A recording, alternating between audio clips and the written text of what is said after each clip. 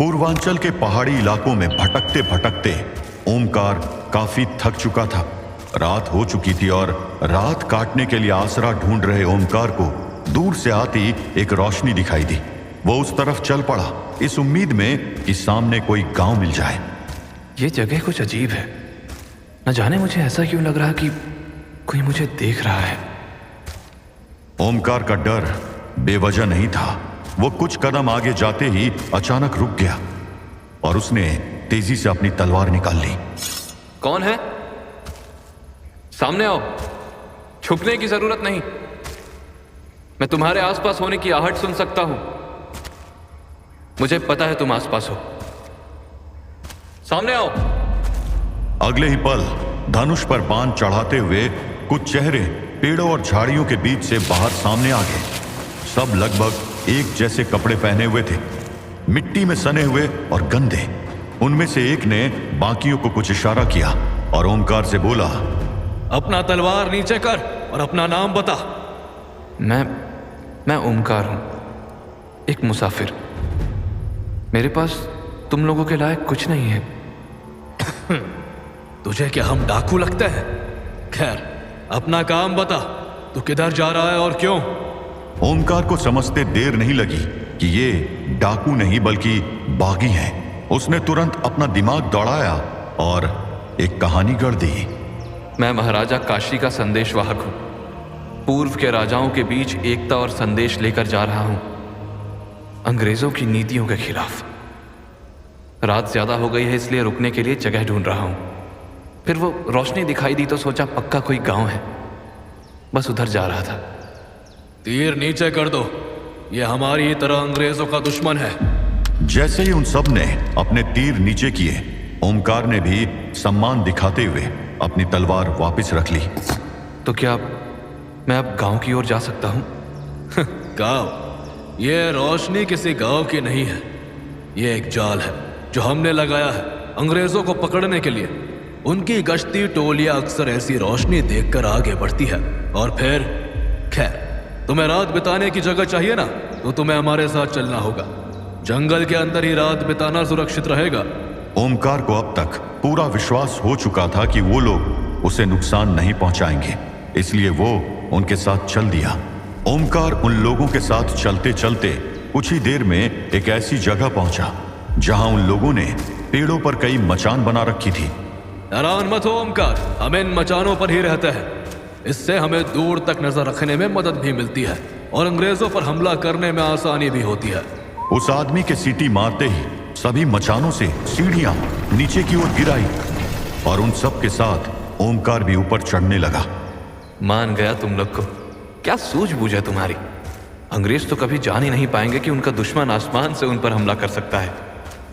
तुम लोगों ने वाकई जबरदस्त दिमाग लगाया है। वैसे तुमने अपना नाम नहीं बताया। यह जंगल हमारा घर है और अंग्रेजों के लिए कब्रिस्तान।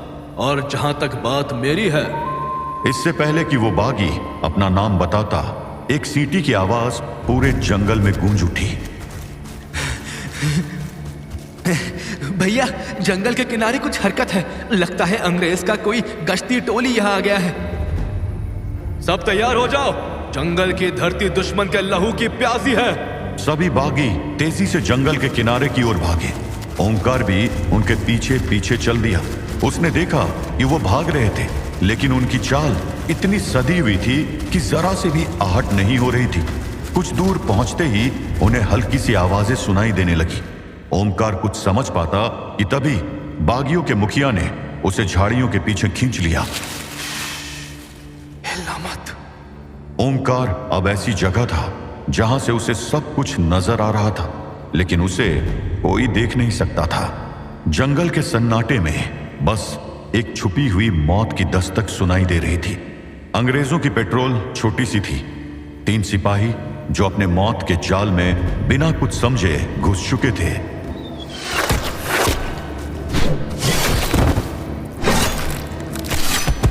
दो अंग्रेज सैनिक तो वहीं के वहीं ढेर हो गए थे, लेकिन तीसरा सिर्फ घायल हुआ था।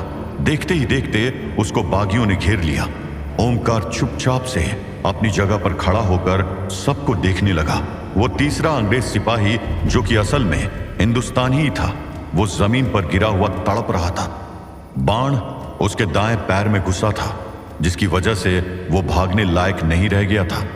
नहीं, मुझे जाने दो, मैंने कुछ नहीं किया। जानता है तेरे गोरे साथियों की तरह तेरे सर में तीर क्यों नहीं मारा? क्योंकि तू गोरा नहीं है, तू उनसे भी बदतर है। अपने ही लोगों के खिलाफ गोरों का साथ देता है, गद्दार। अगले ही पल जो हुआ उसकी ओमकार ने उम्मीद भी नहीं की थी। बागियों का सरदार उस तीसरे सिपाही की छाती पर बैठ गया। उसके हाथ में एक धारदार चाकू था, जिससे उसने उस सिपाही की गर्दन को काटना शुरू कर दिया। वो सिपाही किसी हलाल होते बकरे की तरह दिख रहा था और वो सारे बागी खड़े होकर हंस रहे थे। ओमकार ने ऐसी हैवानियत की उम्मीद नहीं की थी। वो बिल्कुल जड़ खड़ा हुआ इस विभत्स नजारे को देख रहा था। इसी तरह हर गद्दार की गर्दन काट देंगे। जय भवानी, जय भवानी।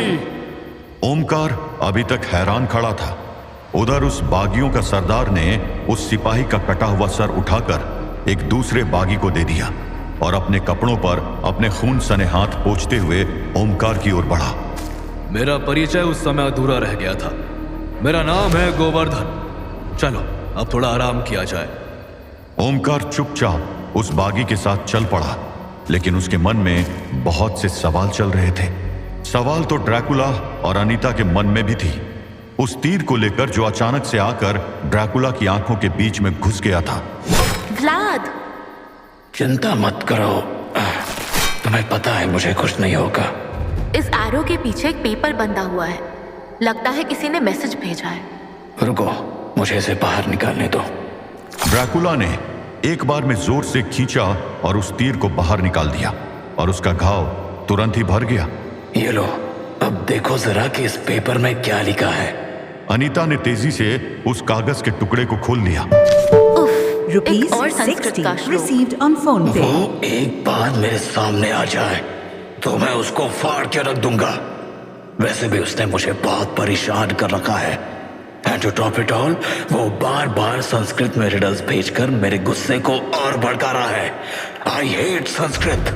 लगता है ये भी उसी का काम है, अघोरी का। तुम्हें संस्कृत से इतनी प्रॉब्लम क्यों है? तुम तो पूरे वर्ल्ड की लैंग्वेजेस जानते हो। किसी संस्कृत के एक्सपर्ट का खून पी लो, संस्कृत भी आ जाएगी। 1774 में जब मैं लंदन में था, तब मैंने एक आदमी का शिकार किया था। संस्कृत अच्छी आती थी उसे, but somehow this language is still unreadable for me. Anyway, वो स्टोरी फिर कभी सुनाऊंगा। पढ़ो, क्या लिखा है इसमें? ओके, पढ़ती हूँ। कविनाम च मनस्वनाम च वसति स्थिर कवि भवनम सत्यम धर्मम च यत्र वसंति मार्ग प्रकाशः तत्र केवलम। ओके, इसका मतलब है कि जो बड़े कवि होते हैं यानी पोएट्स, और जो मानसवी यानी समझदार इंटेलिजेंट लोग होते हैं, उनकी असलियत और सोच हमेशा उनके कविता या रचना में रहती है। कवि का घर उसका मन और उसका कार्य होता है, और उनकी रचना में ही उनकी सोच और पर्सनालिटी रिफ्लेक्टेड होती है। चलो अगली लाइन समझते हैं। सत्यम धर्मम च यत्र वसंति। इसका अर्थ है जहाँ सत्य और धर्म होते हैं वहीं सही रास्ता होता है, वहीं प्रकाश का मार्ग है। And yes, that is it. इसका क्या मीनिंग हुआ? ये तो प्रॉपर क्लू भी नहीं लग रहा है। नहीं, क्लू तो इसी में कहीं है, बट आई थिंक मैं उसको सही से डिकोड नहीं कर पा रही हूँ। Let me think. हाँ, ओके, हो सकता है मैं गलत हूँ, बट ये श्लोक हमें एक जगह के लिए डायरेक्ट कर रहा है, और एक ऐसी जगह जहाँ पोएट्स मिलते हैं, बैठते हैं और आइडियाज डिस्कस करते हैं, और उसी जगह पर हमें सच मिलेगा। और वो जगह है कौन सी? ये तो हमें पता करना होगा, लेकिन अगर बात पोएट्स की हो रही है तो इसका मतलब ये जगह ऐसी जगह होगी जहाँ लोग रहते हो, क्योंकि ढेर सारे कवि किसी जंगल में बैठकर तो कवि सम्मेलन नहीं करेंगे। और वो जगह कौन सी हो सकती है?